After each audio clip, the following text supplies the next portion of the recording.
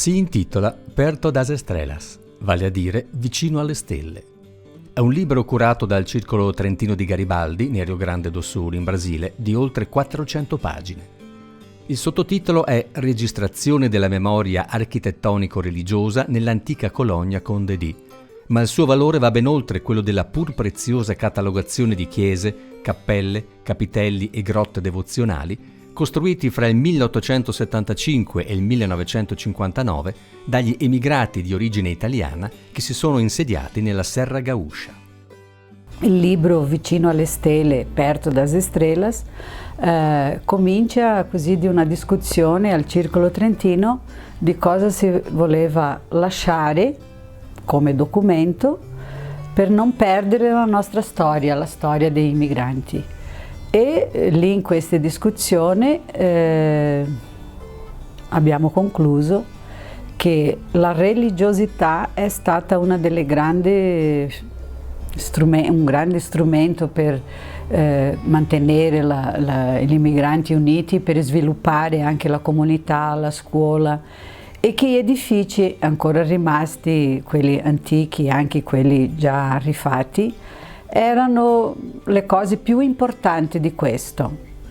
Allora abbiamo pensato di fare solo capitelli all'inizio, perché capitelli particolari non era una cosa molto grande da fare.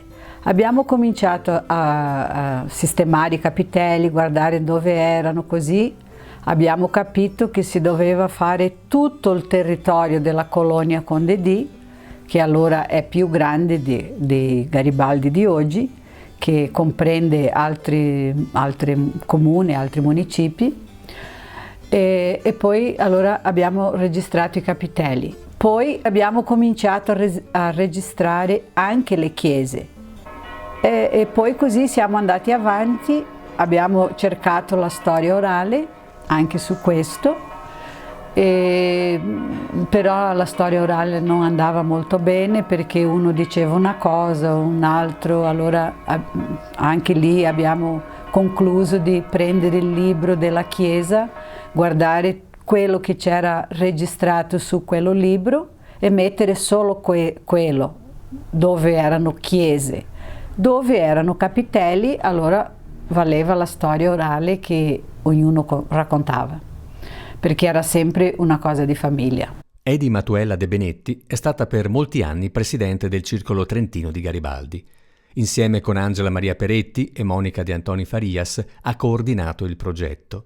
Insieme hanno effettuato le ricerche su documenti e fonti orali che hanno consentito di raccogliere l'enorme mole di notizie e informazioni pubblicate nel libro, scritto da Charles Tonet e Tania Tonet e corredato dalle fotografie di Vicente Silveira.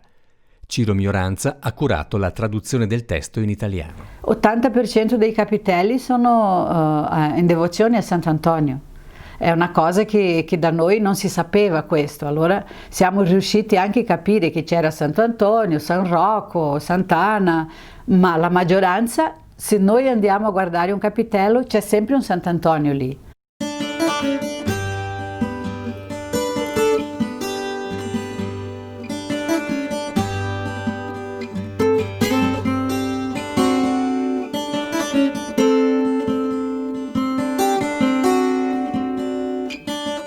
Siamo all'interno del capitello di Santo Antonio. Questo capitello esiste dall'inizio, dall'immigrazione, prima del Novecento, allora è stato rifatto negli anni 40, dove qui le famiglie venivano a trovarsi, era un punto di riferimento, perché Santo Antonio è considerato così delle famiglie, per proteggere le famiglie e la salute, e qui è proprio un posto di trentini, delle famiglie Giovanas, Pedò, Fontana, Matuela, Facchinelli, anche Bortolini, perché qui è proprio un terreno di Bortolini, famiglia Bortolini.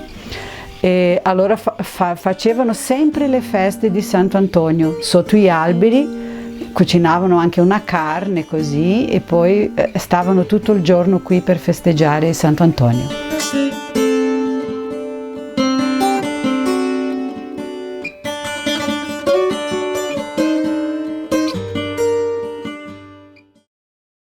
ci sono più di 60 capitelli registrati, anche grotte, e più di 60 chiese. Con un po' di storia, un po' di racconto. Abbiamo lavorato per 10-12 anni dicendo alle persone, alle comunità, per mantenere la originalità, mantenere i capitelli, restaurare. È stato un lavoro che non è solo il libro, ma anche un lavoro di ricerca che qualche comunità anche non sapeva della sua storia, perché passati 130-40 anni non si sapeva neanche più dove erano i libri, dove cosa era, che cosa si doveva cercare. Allora è stato bello perché alcuni anche hanno potuto sapere della propria storia, anche quella che non è nel libro, però si racconta, e anche hanno potuto restaurare capitelli, chiese, come la comune di Coronel Pilar ha fatto un bello lavoro. Tutti i capitelli sono stati restaurati e anche una chiesa che era abbandonata è stata tutta rifatta, e questo per noi è una cosa che ha valuto tanto, e anche nella nostra comune le persone hanno cominciato a guardare le cose con un altro senso. Non sono cose vecchie, ma sono cose antiche, cose dei nonni. Dobbiamo guardare, dobbiamo fare qualcosa.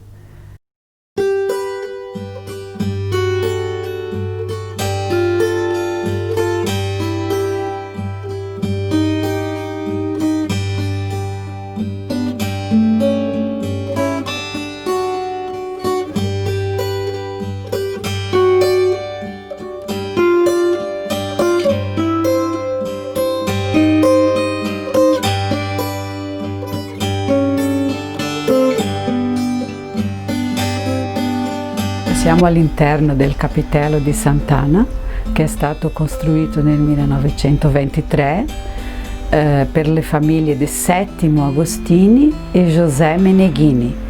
Le mogli di loro avevano problemi per avere figli, diciamo così, e allora hanno fatto una devozione a Sant'Anna, patrona delle donne incinta, per avere questi bimbi, e così è andato tutto bene. Le famiglie sono state numerose e hanno costruito questo capitello, che è ancora originale, dal 1923 nella comunità di San Luis de la Ripes.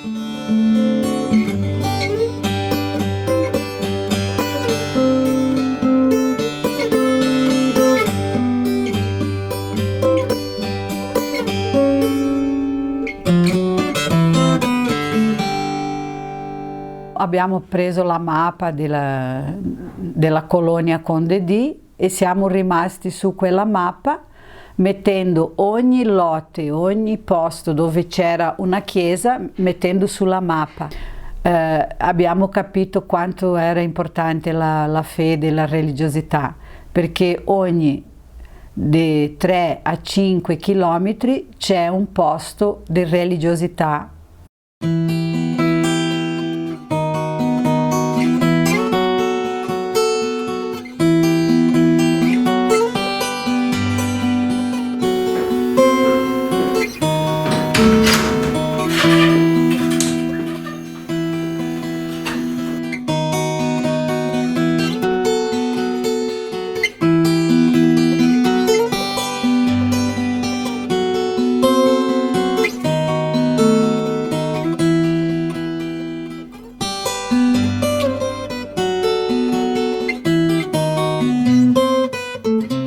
Siamo al capitello della Madonna Nossa Signora della Conceizione, si dice da noi Conceição, qui a comunità di San Rocco, proprio la culla dei migranti trentini. Questo capitello è stato costruito per un signore della comunità che all'inizio dell'immigrazione si è perduto tra gli alberi e la foresta che c'era qui. È stato 3 giorni per arrivare a un posto dove poteva sentirsi più a casa, vicino a casa. E allora ha fatto questa devozione di erigere un capitello a questa Madonna, conosciuta anche come Madonna della Serla, e tutti gli anni qui la comunità fa la festa ai 8 dicembre, perché in questa devozione, anche perché la Madonna del Formento si dice, fanno questa grande festa, e tutti i mesi anche fanno un rosario qui, e c'è una signora che si chiama Elena Sopelsa che guarda a casa sua una immagine originale portata dall'Italia di questa Madonna tutta in legno.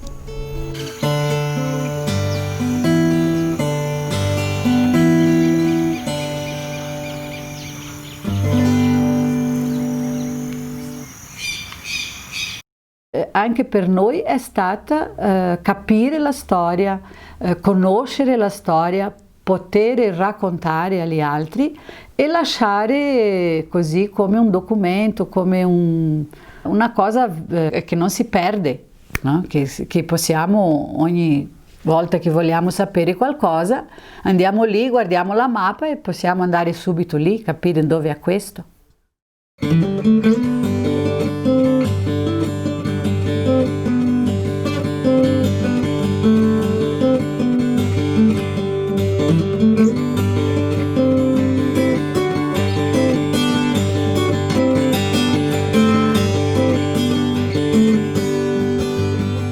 Perché Perto das Estrelas, vicino alle stelle? Perché c'è un posto che diciamo che è l'ultimo della comune, che è proprio in alto, un posto più alto, che si diceva che è il pian delle stelle, la pianura delle stelle, perché è alto e si vede tutto intorno, in direzione al cielo, così. E anche per questo abbiamo pensato di mettere vicino alle stelle.